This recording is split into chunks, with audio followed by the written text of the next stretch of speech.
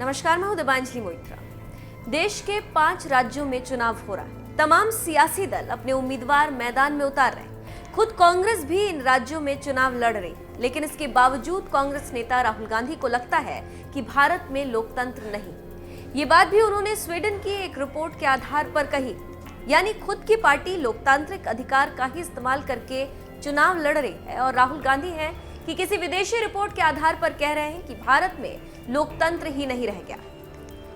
इस विदेशी रिपोर्ट के बहाने मोदी सरकार पर इनडायरेक्टली निशाना साध रहे राहुल गांधी को बीजेपी नेता और भोजपुरिया स्टार दिनेश लाल यादव निरहुआ ने करारा जवाब दिया। इधर राहुल गांधी ने स्वीडन की रिपोर्ट के आधार पर भारत में लोकतंत्र नहीं होने की बात कही, तो उधर बीजेपी ने भी उन पर ताबड़तोड़ पलटवार करना शुरू कर दिया।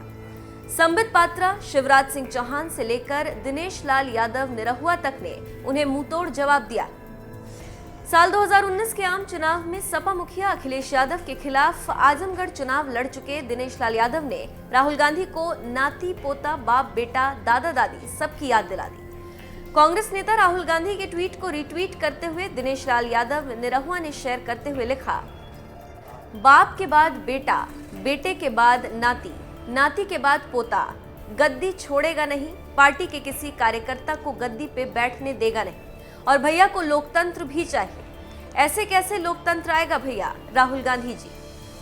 निरहुआ ने जिस तरह से राहुल गांधी को जवाब दिया है, उस पर तरह तरह की प्रतिक्रियाएं देखने को मिल रही। पीके मिंटू नाम के ट्विटर यूजर ने लिखा, सही कहे भैया जी, लोकतंत्र की वो बात करते हैं जो बाप दादा की पार्टी समझ के बैठे। अभय राज नाम के यूजर ने लिखा, गजब हो निरहुआ, क्या बात कही। भोजपुरिया स्टार निरहुआ ने कांग्रेस में लोकतंत्र पर यूं ही सवाल उठाकर राहुल गांधी को जवाब नहीं दिया। दरअसल जब से सोनिया गांधी ने कांग्रेस की कमान संभाली है, पार्टी पर ये आरोप लगते रहे हैं कि कांग्रेस में सिर्फ गांधी परिवार का ही कोई शख्स अध्यक्ष बन सकता है। 1998 से आज तक सोनिया गांधी ही कांग्रेस की अध्यक्ष बनी हुई। बीच में साल 2017 में जब सोनिया गांधी ने पार्टी अध्यक्ष पद से इस्तीफा दिया, तो ये पद उन्हीं के बेटे राहुल गांधी को दे दिया गया। लेकिन इसके बावजूद कांग्रेस का कोई कल्याण नहीं हुआ और पार्टी 2019 का आम चुनाव बुरी तरह हार गई, जिसके बाद राहुल गांधी को अध्यक्ष पद से इस्तीफा देना पड़ गया। राहुल के इस्तीफे के बाद कांग्रेस को शायद दूसरा कोई काबिल नेता ही नहीं मिला जिसे पार्टी अध्यक्ष बनाया जा सके। इसीलिए सोनिया गांधी एक बार फिर कांग्रेस अध्यक्ष बन गई। साल 2020 में जब नया अध्यक्ष चुनने का समय आया, तो खबर आई कि राहुल गांधी अध्यक्ष बनने के लिए राजी ही नहीं, जिसके बाद खुद सोनिया गांधी का अंतरिम अध्यक्ष के तौर पर कार्यकाल बढ़ा दिया गया। ऐसा नहीं है कि कांग्रेस नेताओं ने आवाज नहीं उठाई, बल्कि कई सीनियर नेताओं ने सोनिया गांधी को चिट्ठी भी लिखी थी। लेकिन राहुल गांधी तो चिट्ठी लिखने वालों पर ही भड़क गए, जिसके बाद से चिट्ठी लिखने वाले इन सीनियर नेताओं को G23 के नाम से जाना जाता है। चिट्ठी लिखने वालों में गुलाम नबी आजाद, आनंद शर्मा, कपिल सिब्बल, भूपिंदर सिंह हुड्डा, मनीष तिवारी, वीरप्पा मोइली जैसे सीनियर नेता शामिल।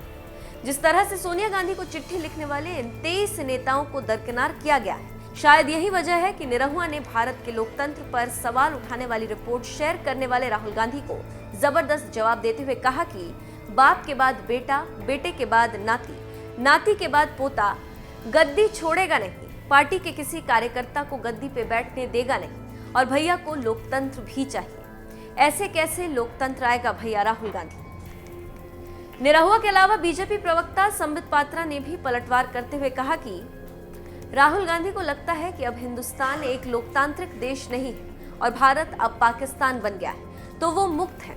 बोरिया बिस्तर उठाकर अपने नानी के घर जाएं और वहां से चुनाव लड़ें। राहुल गांधी एक फेलियर है, इसका मतलब ये नहीं कि देश एक फेलियर। बीजेपी नेता और मध्य प्रदेश के सीएम शिवराज सिंह चौहान ने भी राहुल गांधी को मुंहतोड़ जवाब देते हुए कहा, भारत में जिन्होंने लोकतंत्र की हत्या की, हजारों हजार लोगों को जेल में डालकर रखा गया, आपातकाल लगाया गया, लोगों के बोलने और लिखने पर प्रतिबंध लगा दिए गए, आज वो भारत के लोकतंत्र पर सवाल उठा रहे हैं। ये बेहद निंदनीय है। शिवराज सिंह चौहान ने राहुल गांधी से यह भी पूछा कि अगर भारत में लोकतंत्र नहीं है, तो मध्य प्रदेश में सरकार कैसे बना ली गई। कांग्रेस ने छत्तीसगढ़, राजस्थान और मध्य प्रदेश में पिछली बार के चुनाव परिणाम में जीत कैसे हासिल की। जिस जगह भी कांग्रेस की सरकार है, क्या वो लोकतंत्र के विलुप्त होने के कारण बनी हुई? अगर राहुल गांधी को वाकई लगता है कि भारत में लोकतंत्र नहीं रहा, तो बीजेपी की ओर से उठाए गए इन सवालों का जवाब क्या उन्हें नहीं देना चाहिए? क्योंकि जिस देश में लोकतंत्र खत्म हो जाता है वहां तो चुनावी प्रक्रियाएं ही नहीं होती। ऐसे में क्या राहुल गांधी का ये कहना कि भारत में लोकतंत्र नहीं रहा, इस पर आपकी क्या राय है? हमें कमेंट करके जरूर बताएं।